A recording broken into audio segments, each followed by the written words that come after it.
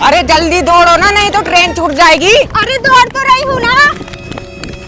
लो छूट गई ना तुम्हारे वजह से आज ट्रेन। मेरे वजह से छूटी है ट्रेन? तो क्या मेरे वजह से छूटी है ट्रेन? फिर तो बोल रहा था जल्दी तैयार हो जल्दी तैयार हो, फिर तुम मैडम को महारानी की तरह तैयार होना है। लो छूट गई ना ट्रेन।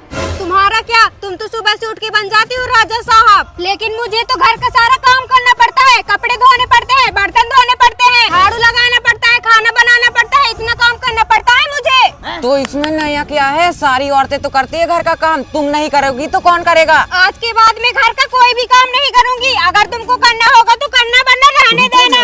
तुम कुछ ज्यादा। ये फंस गया सी। अरे भैया जल्दी जल्दी सामान